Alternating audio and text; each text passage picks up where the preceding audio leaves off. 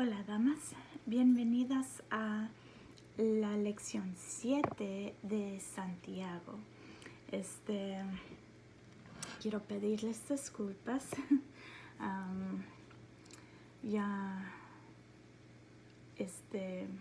han sido como 2 semanas que no he hecho lección y realmente hoy no es la noche normal para hacerlo, pero se me hace falta hacerlo. Entonces ustedes lo pueden ver cuando tienen la oportunidad, si quieren. Pero he tenido varios problemas durante las últimas semanas con el carro y con mi salud, y no he podido hacer los videos. Ni siquiera me he metido a Facebook, entonces casi no he usado el internet en ninguna manera en estas semanas, pero quiero terminar Santiago. Va a ser esta lección y una más, si Dios quiere. Entonces tengo ganas de regresar a la rutina y espero que no sean que digamos no sean olvidado de el estudio y no sean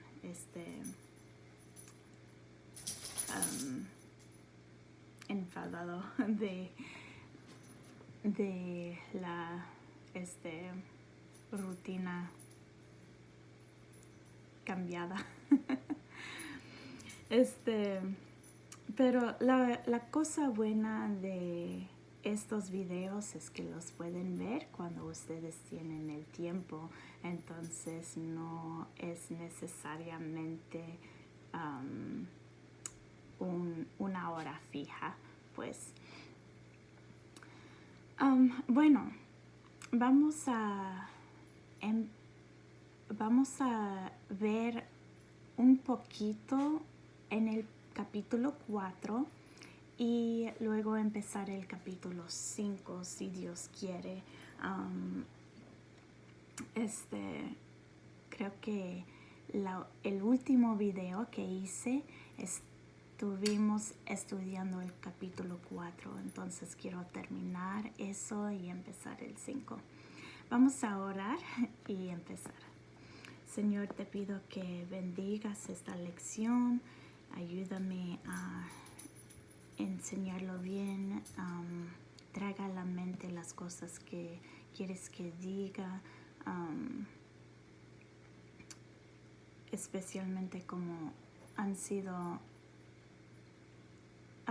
mucho tiempo que no he hecho el estudio. Espero que si lo diriges y me guíes en este tiempo, y que lo usas para tocar algún corazón o animar a alguna dama. En el nombre de Cristo Jesús. Amén. Bueno, lo que vemos en Santiago capítulo 4 es que los creyentes deben someter para escapar el mundo. Santiago 4 y 5 dice: oh almas adúlteras, ¿no sabéis que la amistad del mundo es enemistad contra Dios? Cualquiera pues que quiera ser amigo del mundo se constituye enemigo de Dios. ¿O pensáis que la Escritura dice en vano: el Espíritu que Él ha hecho morar en nosotros nos anhela celosamente? Pero Él da mayor gracia, Por esto dice, Dios resiste a los soberbios y da gracia a los humildes. Entonces, vemos que debemos someternos a Dios para escapar del mundo. Y también los creyentes deben someter para disfrutar la guía de Dios. En Santiago 4:13 a 15, voy a empezar en el 12, dice, uno solo es el dador de la ley que puede salvar y perder. Pero tú, ¿quién eres para que juzgues a otro? Vamos ahora los que decís hoy y mañana iremos a tal ciudad y estaremos allá un año y traficaremos y ganaremos, cuando no sabéis lo que será mañana, porque ¿qué es vuestra vida? Ciertamente es neblina que se aparece por un poco de tiempo y luego se desvanece. En lugar de lo cual deberíais decir, si el Señor quiere, viviremos y haremos esto o aquello. Pero ahora os jactáis en vuestras soberbias. Toda jactancia semejante es mala. Parece que no puedo hablar ahora. Se me está trabando la lengua. Pero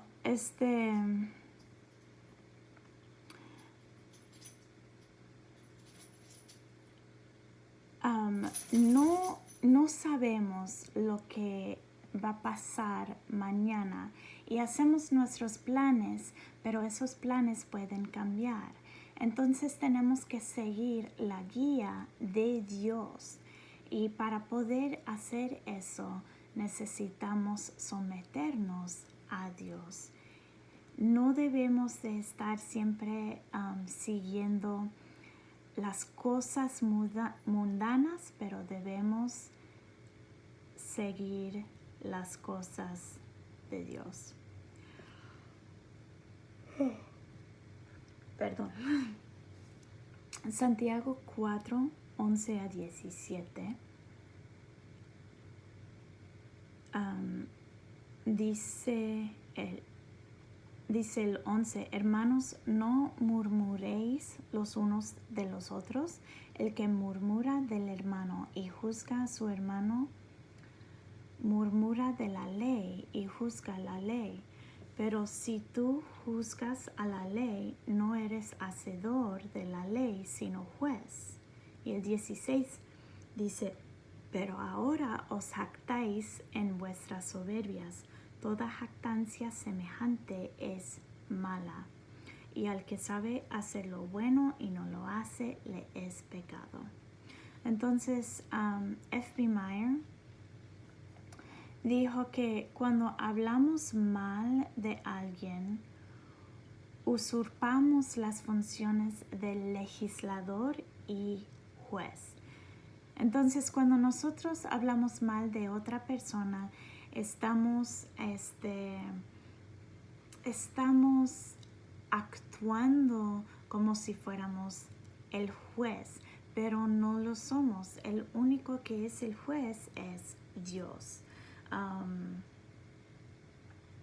Y eso no significa que no debemos de tener leyes en la tierra, pero significa que no debemos de andar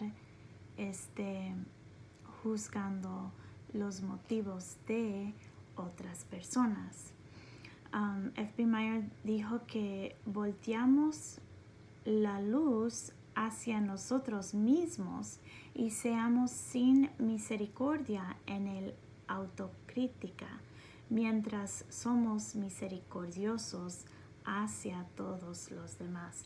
Entonces, no debemos de criticar a los demás, siempre andar criticando y hablando mal de ellos, pero debemos, en lugar de eso, voltear la luz hacia nosotros. Debemos enfocarnos en nosotros mismos y ser críticos de nosotros mismos. Con la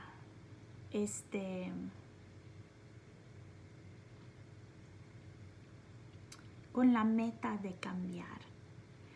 Y debemos de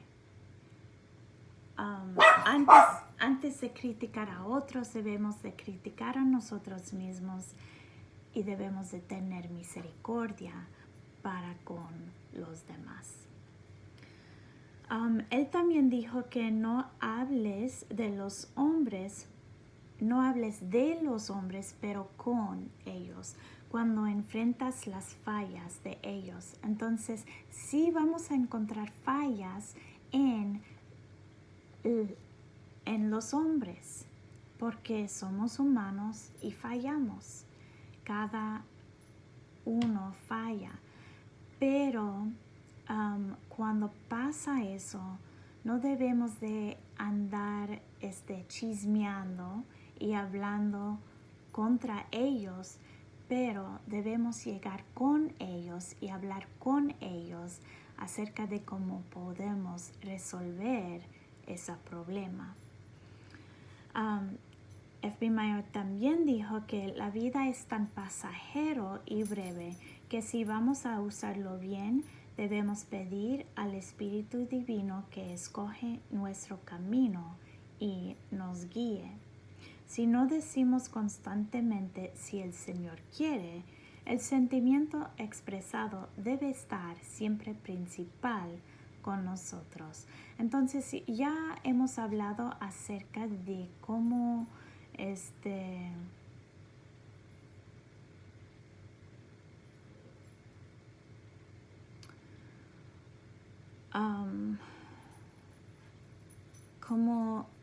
cómo no debemos hacer nuestros planes y decidir que eso es lo que vamos a hacer, no importando lo que Dios quiere, pero debemos de siempre tener en mente de que solamente lo vamos a hacer si Dios quiere. Entonces,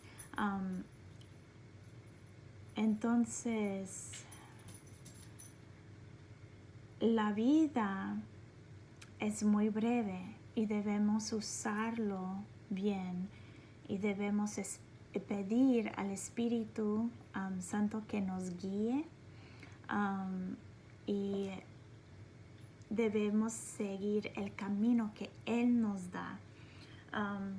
Entonces, como dijo, si no decimos constantemente si el Señor quiere, el sentimiento expresado debe estar siempre principal. Entonces, muchas veces sí decimos si el Señor quiere, vamos a hacer esto o tal cosa, o si Dios quiere. Yo casi nunca digo voy a hacer esto. Casi siempre digo si Dios quiere lo voy a hacer. Pero no siempre se tiene que decir con palabras, pero ese sentimiento, esa idea siempre debe estar prevalente en nuestras mentes y corazones de que Dios puede cambiar nuestros planes en cualquier momento y está bien porque Él está en control y Él tiene el derecho de dirigirnos a donde Él quiere. Santiago 5, 1 a 11, solamente voy a leer el 11 en este momento. Dice, he aquí tenemos por bienaventurados a los que sufren. Habéis oído de la paciencia de Job y habéis visto el fin del Señor, que el Señor es muy misericordioso y compasivo. Otra vez, F.B. Meyer dijo, hay muchos de los ricos que están usando el dinero como una confianza sagrada. Las riquezas que no han sido ganados justamente siempre traen una maldición con ellas, y el orín de riquezas no gastadas o mal gastadas como come no solamente la metal, pero también la carne del álvaro. Entonces, él está diciendo que el orín come la metal de las riquezas, de las monedas o lo que sea. Pero no solamente destruye eso, pero también destruye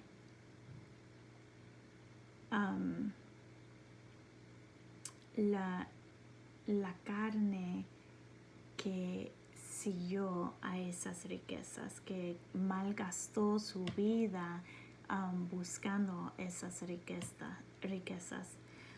Esas riquezas que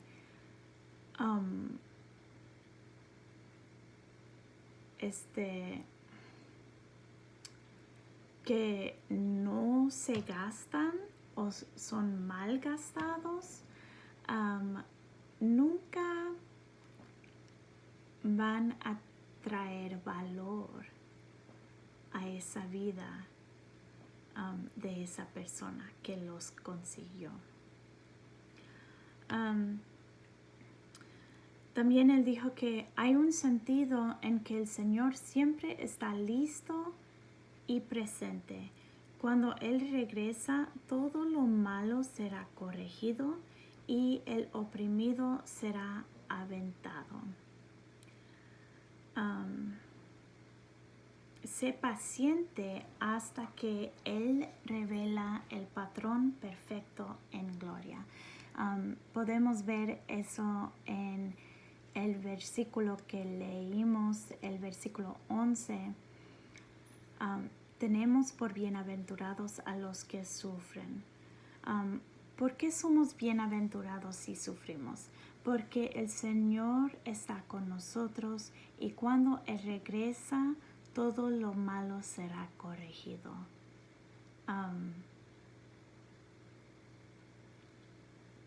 Y dice, habéis oído de la paciencia de Job y habéis visto el fin del Señor, que el Señor es muy misericordioso y compasivo.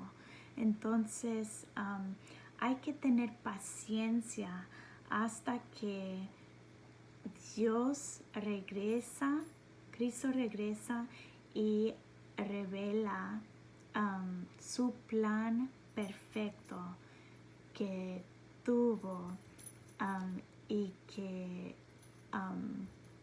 le da gloria a Él.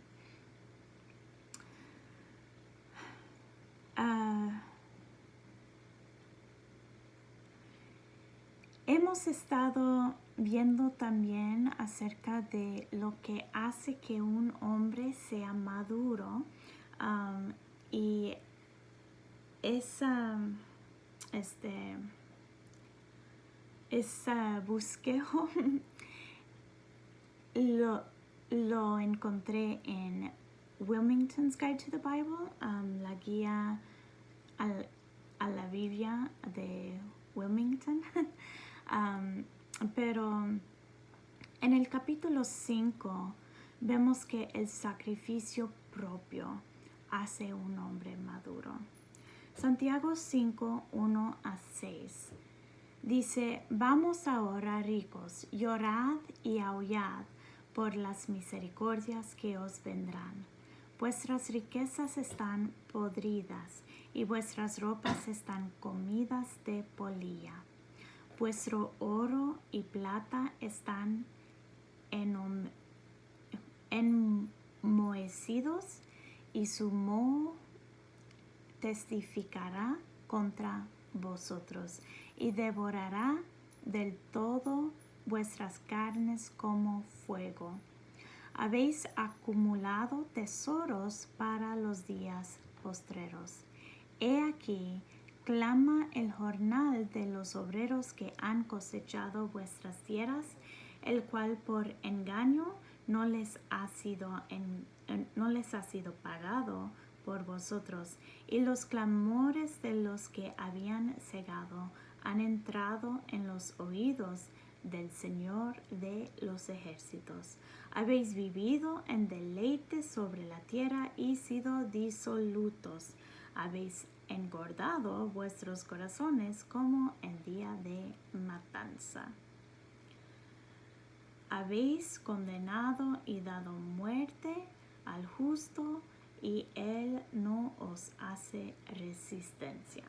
Entonces, varios versículos allí, pero vemos que los que están buscando su propio bien, sus propias riquezas, no reciben las bendiciones de Dios. Los que están buscando sus propios deleites, pero no las cosas de Dios,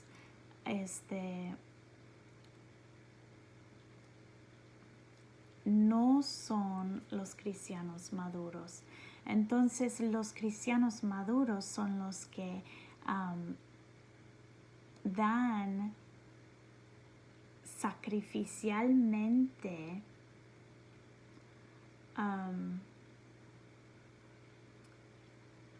para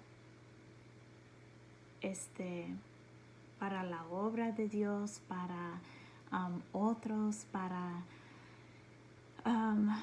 para las bendiciones de Dios. Entonces, para ser un hombre maduro hay que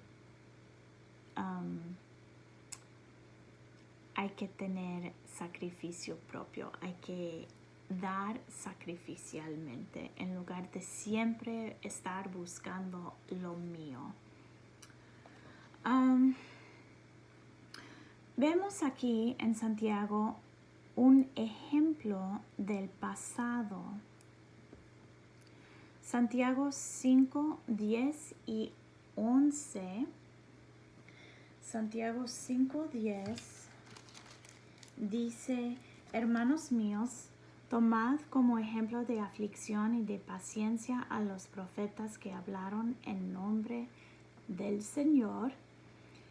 Y 11, he aquí tenemos por bienaventurados a los que sufren. Habéis oído de la paciencia de Job y habéis visto el fin del Señor, que el Señor es muy misericordioso y compasivo. Entonces, Job es un ejemplo del pasado que él tuvo paciencia y Dios fue misericordioso con él y le bendició por ser fiel durante su sufrimiento. También hay un ejemplo del futuro, Santiago 5, 8 y 9. Versículo 8 dice: tened también vosotros paciencia y afirmad vuestros corazones, porque la venida del Señor se acerca. Hermanos, no os quejéis unos contra otros, para que no seáis condenados. He aquí, el juez está delante de la puerta. Entonces, hay que ser pacientes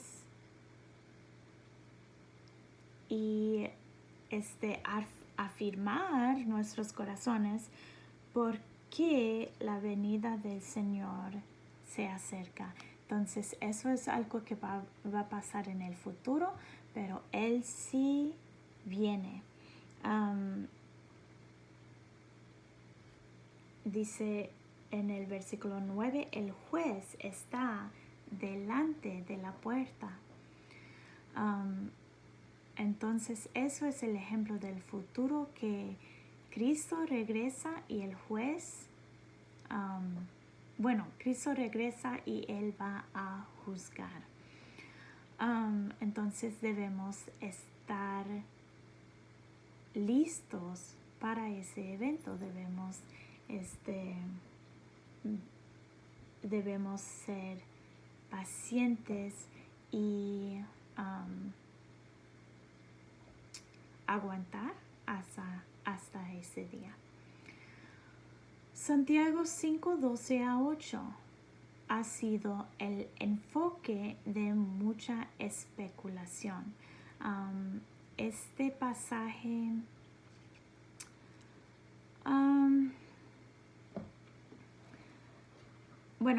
voy a leer el 12. Dice: pero sobre todo, hermanos míos, no juréis ni por el cielo, ni por la tierra, ni por ningún otro juramento, sino que vuestro sí sea sí y vuestro no sea no, para que no caigáis en condenación. Entonces eso es muy claro.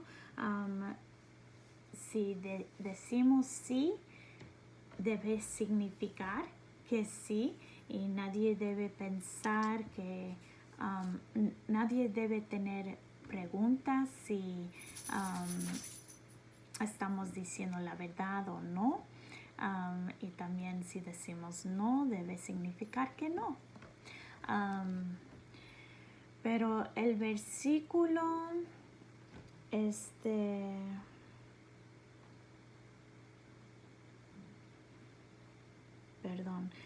el versículo 15 dice: y la oración de fe salvará al enfermo, y el Señor lo levantará, y si hubiere cometido pecados, le serán perdonados. Entonces aquí está hablando del enfermo, y hay mucha especulación acerca de este pasaje. En el versículo 18, el 17 dice: Elías era hombre sujeto a pasiones semejantes a las nuestras, y oró fervientemente para que no lloviese, y no llovió sobre la tierra por 3 años y 6 meses. Y otra vez oró, y el cielo dio lluvia, y la tierra produjo su fruto. La Biblia varias veces nos dice que si oremos con fe, vamos a recibir lo que pedimos. Pero la Biblia también nos enseña que si oremos contra la voluntad de Dios, no lo vamos a recibir, porque lo estamos pidiendo por nuestros propios deleites carnales. Entonces,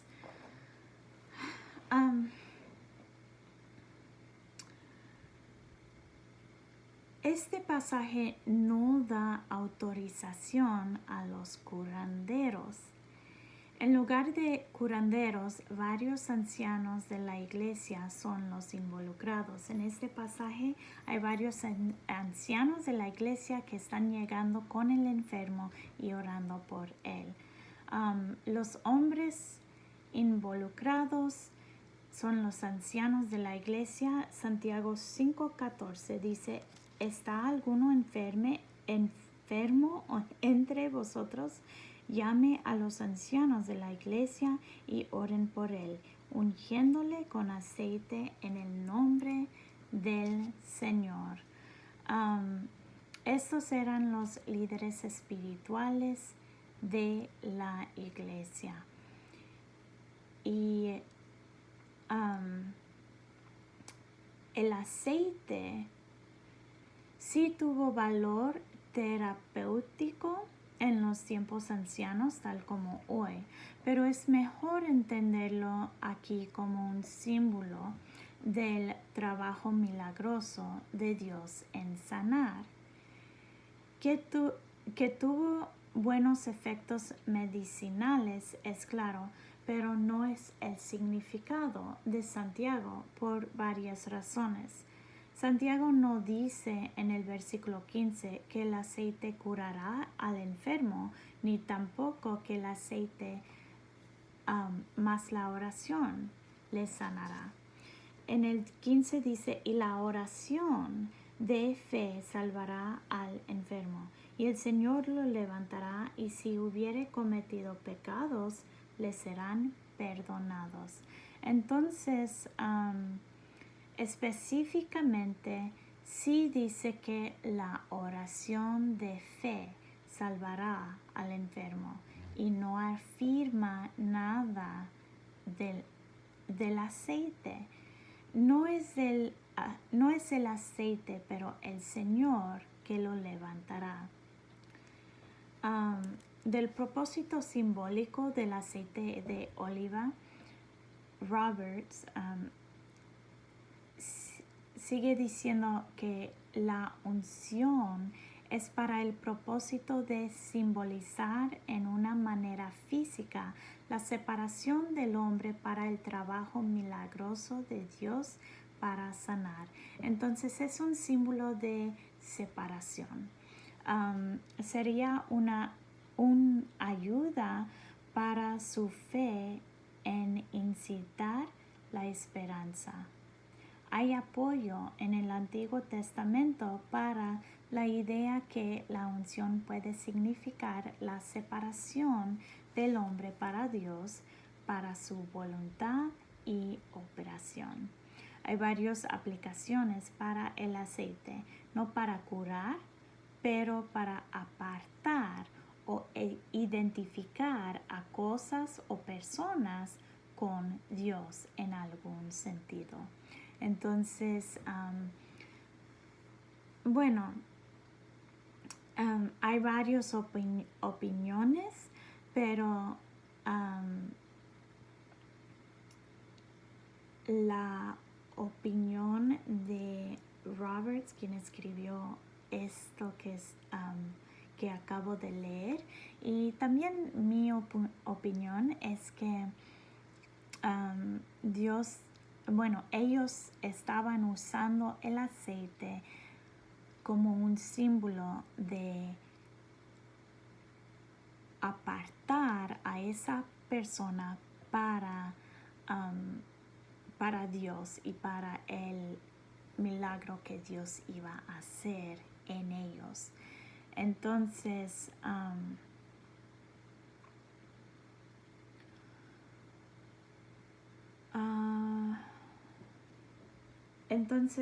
hay unos ejemplos del Antiguo Testamento.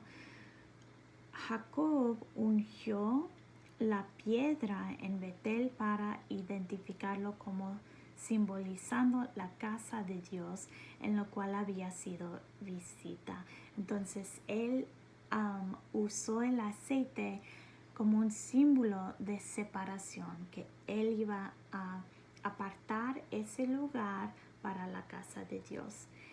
Y podemos ver eso en Génesis 28, 18. Génesis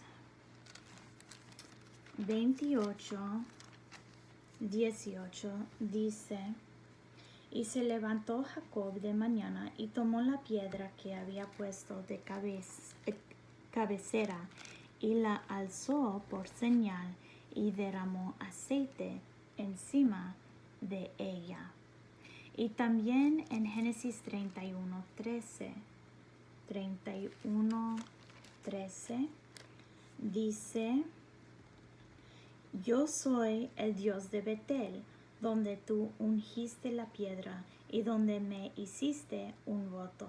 Levántate ahora y sal de esta tierra y vuélvete a la tierra de tu nacimiento. Después era un costumbre ceremonial ungir a sacerdotes en Éxodo 29:7.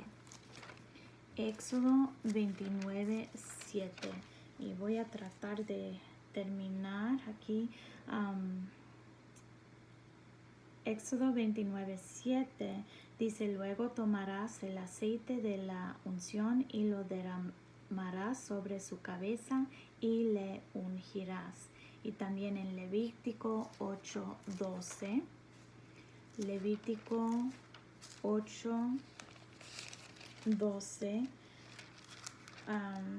dice: y derramó del aceite de la unción sobre la cabeza de Aarón y lo ungió para santificarlo. Entonces, en esos ejemplos estaban ungiendo a sacerdotes. También podemos ver que lo usaron para ungir a profetas. Primero de Reyes 19:16. Primero de Reyes 19:16 dice: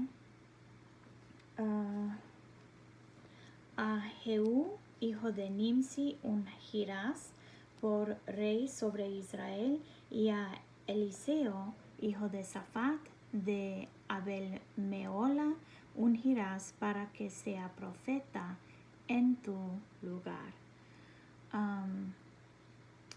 Y también ungieron a reyes. Primero de Samuel 10:1. Primero de Samuel 10:1.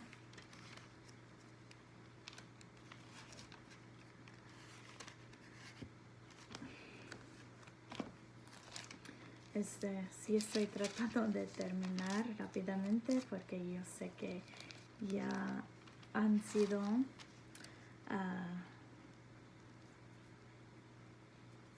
37 minutos. Entonces,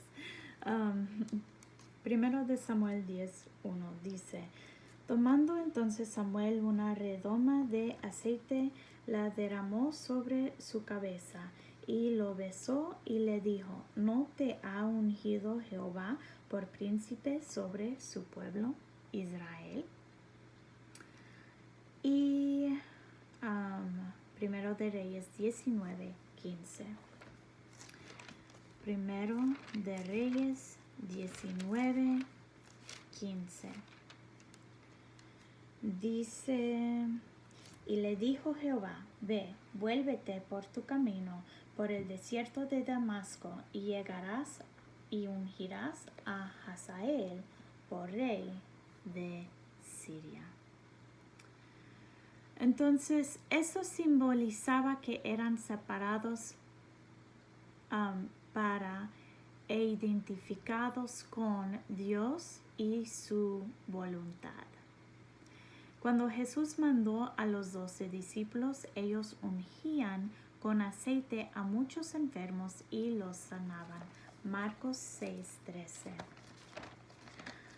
Marcos 6:13 dice: y echaban fuera muchos demonios y ungían con aceite a muchos enfermos y los sanaban. Entonces, yo creo que el aceite no es necesario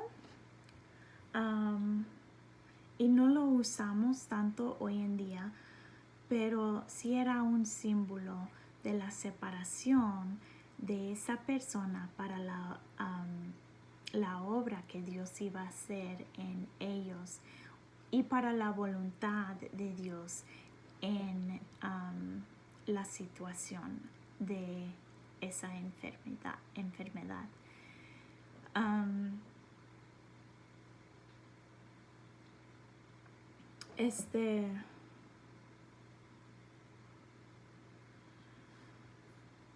No sé. Ok. Voy a terminar este pensamiento rápidamente. ¿De qué se trata la confesión de 5:16? Santiago 5:16 dice, confesaos vuestras ofensas unos a otros y orad unos por otros para que seáis sanados. La oración eficaz del justo puede mucho. Santiago dice que los creyentes deben confesar sus ofensas el uno al otro. Hay veces cuando el pecado no confesado sí trae sufrimiento. Es posible que Santiago refería a esa misma cosa aquí en este punto. Si un creyente enfermo había ofendido a otro cristiano en la iglesia, ahora se le animaba a confesarlo para que Dios le podía bendecir espiritualmente y físicamente. Entonces allí vemos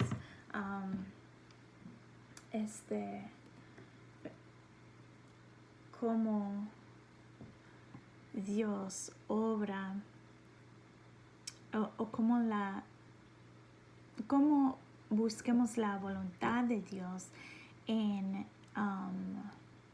la salud y en la confesión.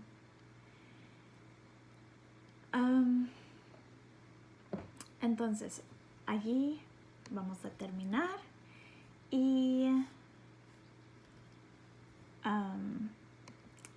la próxima semana vamos a tener la conclusión de Santiago.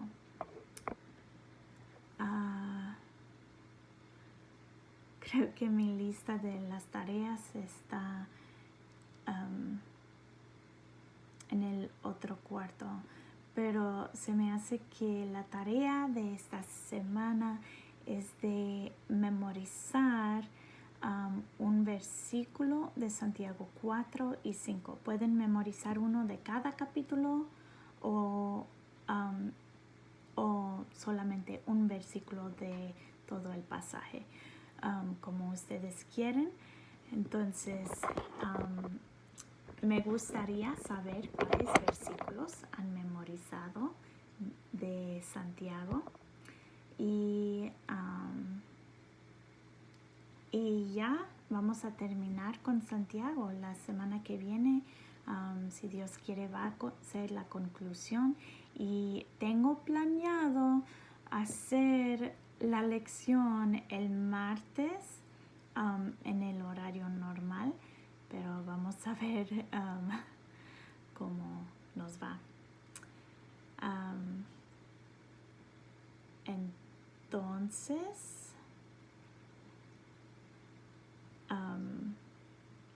espero que puedan regresar para la semana que viene.